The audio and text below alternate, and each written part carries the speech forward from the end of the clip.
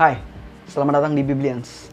Salah satu hal yang paling familiar dari kalangan Pentakosta Karismatik adalah berdoa dengan tangisan, terhanyut, heboh, bahkan teriak-teriak. Dan tak jarang hal ini justru dipandang gila atau aneh oleh sesama orang Kristen yang dari aliran lain. Yang lebih parah, cara doa seperti ini sering dianggap atau dinyatakan sebagai tidak benar atau tidak alkitabiah. Mari kita lihat ungkapan dari salah seorang pendeta senior di Indonesia mengenai hal ini. Apa itu? Dengan aku berdoa, aku menggoyang tangan Tuhan.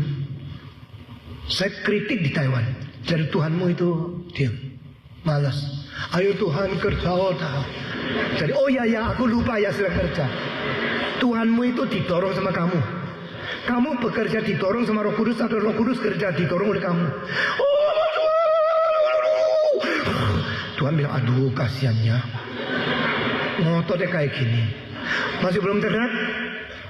Tuhan tolong! Belum tergerak? Tergerak lagi! Habis Tuhan bilang tergerak. Jadi kamu yang gerakan Tuhan. Itu agama apa itu? Agama apa itu? Tuhan dipengaruhi, didorong, dipaksa, ditodong oleh manusia.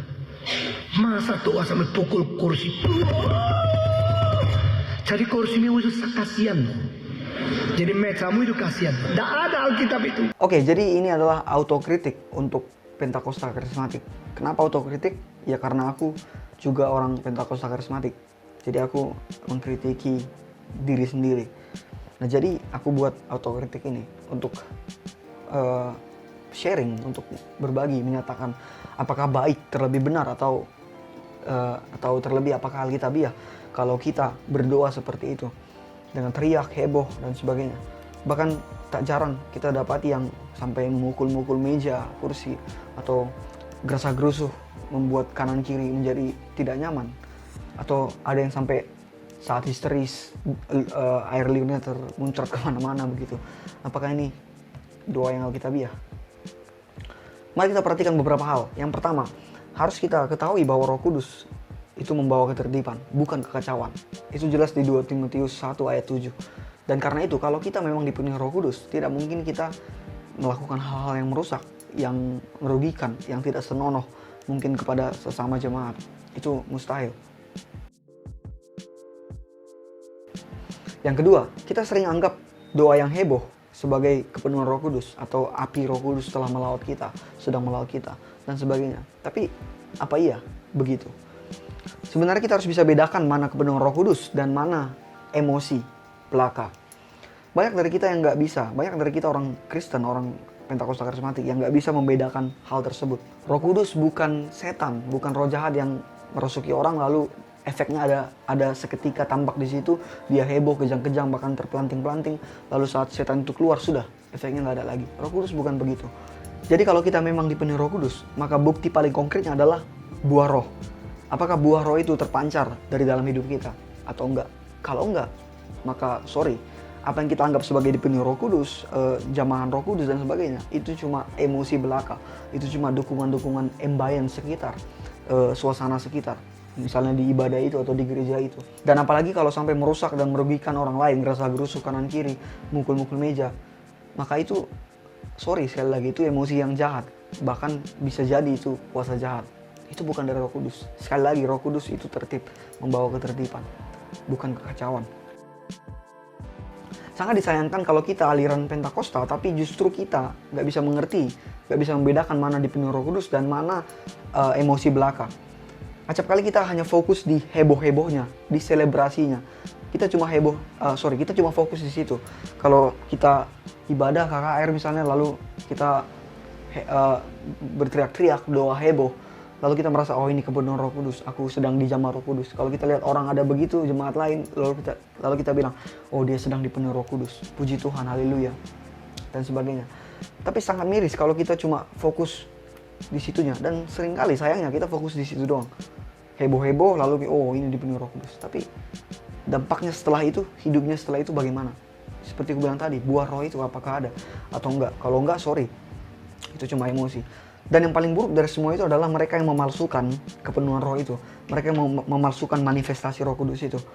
Dengan mungkin membuat dirinya bergetar-getar, terguncang-guncang saat dia dijamah hamba Tuhan, terguncang-guncang, atau bahkan mungkin yang paling parah memalsukan bahasa lidah, tapi itu cuma dibuat-buat supaya terlihat dia dipenuhi Roh Kudus. Itu yang paling buruk daripada orang yang tertipu dengan suasana atau ambience sekitar, misalnya suasana gereja itu yang nyaman. Well, tadi kenapa aku singgung soal ambience atau suasana? Ya karena kita sering begitu. Kita datang ibadah ke sebuah gereja yang gedungnya nyaman sekali, AC-nya full AC, kursinya sangat nyaman. Lalu ibadah mulai dengan musik yang sangat merdu, dengan melodi-melodi yang indah. Lalu WL-nya suaranya juga sangat merdu. Lalu mulai kita dibawa ke flowing penyembahan yang sangat menghanyutkan seperti aliran sungai yang tenang. Lalu kita mulai menangis dan berdoa, mungkin dengan kemudian bersuara nyaring. Saat musik juga mulai kuat gitu. Kita sering begitu. Lalu kita anggap, oh inilah kelawatan Tuhan, inilah kepenuhan Roh Kudus. Tapi apa iya gitu? Well, aku nggak bilang Roh Kudus tidak bisa menjamah atau memenuhi dengan cara seperti itu atau melalui metode seperti itu saat musik, saat penyembahan. Bukan, aku nggak bilang Roh Kudus nggak bisa begitu. Bisa, tapi masalahnya nggak melulu atau nggak harus seperti itu. Masalahnya kalau kita ke gereja yang mungkin panas, dindingnya kayu, kursi plastik, lalu atapnya seng, jadi panas banget gitu, nggak ada AC, nggak ada kipas angin, lalu musiknya mungkin cuma keyboard tunggal atau gitar aja, gitar akustik, lalu kita nggak bisa merasakan seperti yang kita rasakan di gereja besar itu, di gereja yang bagus itu. Maka sekali lagi, aku bilang itu bukan Roh Kudus, itu cuma ambience atau faktor-faktor emosi yang mendukung kita untuk merasa seperti kepenuhan Roh Kudus, padahal itu cuma emosi kita yang meluap keluar sampai ada air mata, nangis dan sebagainya. Itu bukan kepenuhan Roh Kudus. Jadi berdoa dengan berteriak-teriak, dengan ekspresif tidak menjamin itu dari Roh Kudus.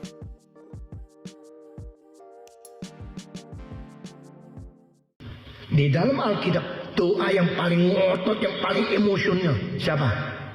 Yesus, Paulus, Petrus? Tidak. Nabi-nabi palsu dari Baal.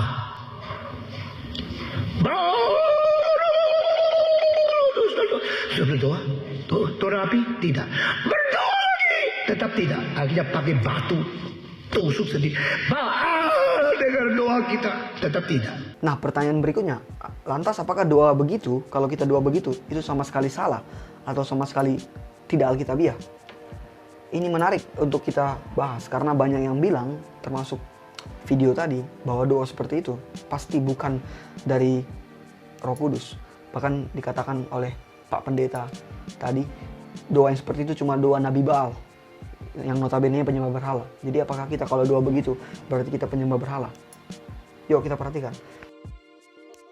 Kita bisa lihat beberapa hal. Yang pertama, banyak tokoh Alkitab yang berdoa dan memuliakan Tuhan dengan suara nyaring. Banyak, bukan nggak ada, bukan nggak pernah. Contoh, Paulus dan Barnabas saat mereka memuji Tuhan di penjara. Pujian mereka itu bisa didengar oleh tahanan sekeliling mereka. Itu di Kisah Rasul 16 ayat 25. Bayangin, Paulus dan Barnabas itu dikatakan dimasukkan di penjara yang di tengah-tengah, yang hanya mereka di situ. Tapi saat mereka memuji Tuhan, tengah malam pula ya, tengah malam, itu tahanan lain bisa mendengar mereka. Nggak mungkin kalau mereka berdoa kusyuk, oh seperti itu, tahanan lain bisa mendengar mereka di penjara itu.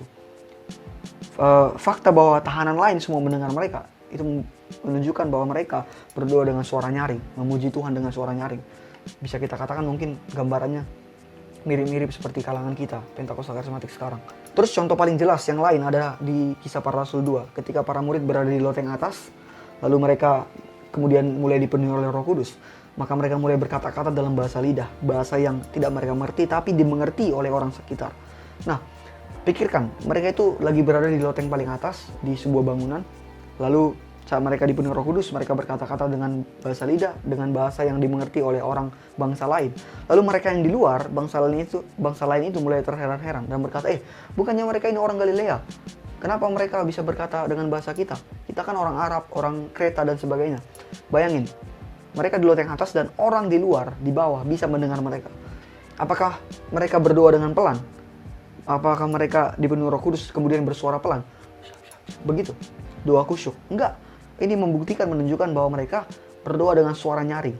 Sampai-sampai orang di luar bisa dengar, di luar dan di bawah pula. di tanah, mereka bisa dengar. Dan ini juga membuktikan bahwa Roh Kudus bisa memenuhi orang, dan orang tersebut bisa bersuara nyaring, bisa bersuara keras. Bahkan kita tidak bisa gambarkan bagaimana ekspresi mereka kala itu. Bisa jadi mereka juga seperti heboh begitu, yang kita pandang heboh dan gak jelas. Bisa jadi, kita gak bisa batasi itu. Jadi bukan salah sama sekali kalau kita doa dengan suara nyaring. Karena faktanya Roh Kudus juga bisa memenuhi seseorang dan mendorong orang untuk berdoa seperti itu. Tentu dengan momen yang tepat dan pada saat diperlukan aja. Bukan setiap saat dan gak jelas begitu efeknya. Apalagi sampai mengguncang-guncang kursi, merugikan kanan kiri, sampai air liurnya mungkin kecipratan ke jemaat sebelahnya. Enggak. Tentu bukan seperti itu karena Roh Kudus tertib. Nggak heboh, nggak jelas seperti itu. Dan yang terpenting harus kita lihat, kalau buah roh itu tidak terpancar dari hidup kita setelah itu, maka kita bukan dipenuhi Roh Kudus. Kita cuma terbawa suasana hati, emosional, ambience, didukung oleh suasana atau ambience belaka. Nah kemudian tadi juga disinggung di video itu doa yang ekspresif, yang menangis, Tuhan, Tuhan gitu. Apakah itu nggak alkitabiah? Apakah itu salah?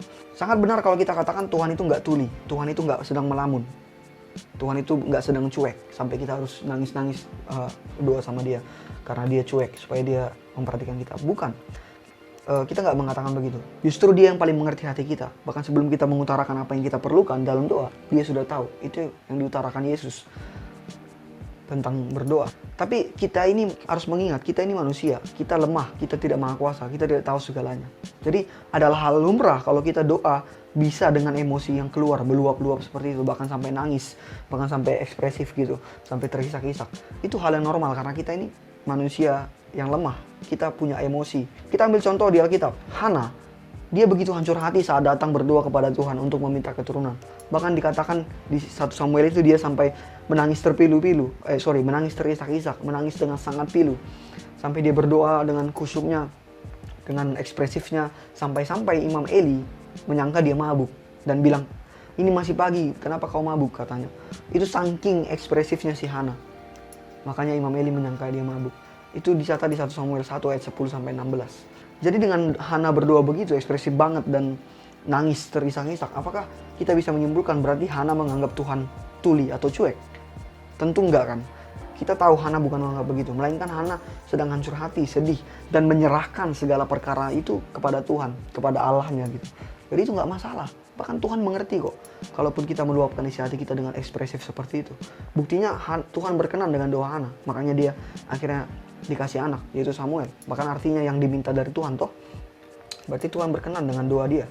Walaupun ekspresif, nangis-nangis sampai heboh begitu. No problem. Jadi berdoa dengan ekspresi dan emosi, semisal kesedihan, nangis, isak tangis, itu nggak ada salahnya. Tuhan mengerti isi hati kita dan Tuhan pun mengerti kalaupun kita luapkan isi hati kita itu keluar.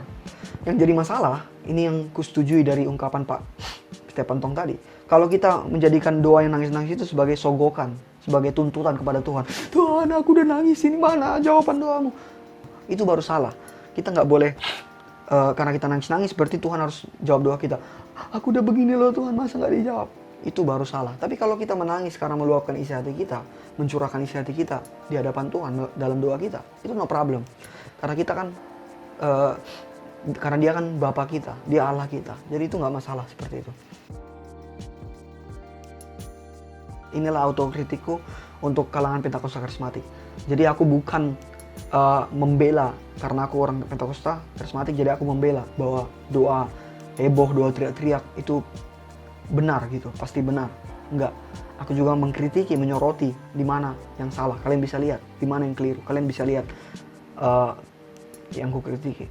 Dan sisi lain, aku juga nggak langsung bilang itu salah. Aku juga tidak langsung menyalahkan doa kalangan Pentakosta karismatik.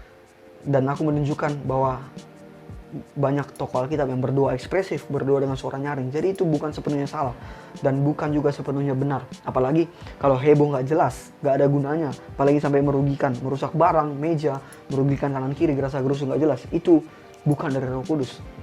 Itu kekacauan, dan Roh Kudus tidak membawa kekacauan, melainkan membawa ketertiban. Hai. Makasih udah nonton. Bagi teman-teman yang sudah subscribe, ucapkan terima kasih banyak. Yang belum, kuharap kalian mau subscribe, like, comment, share, supaya semakin banyak yang terberkati dan belajar bersama kita. Well, sampai sini video ini. Bye.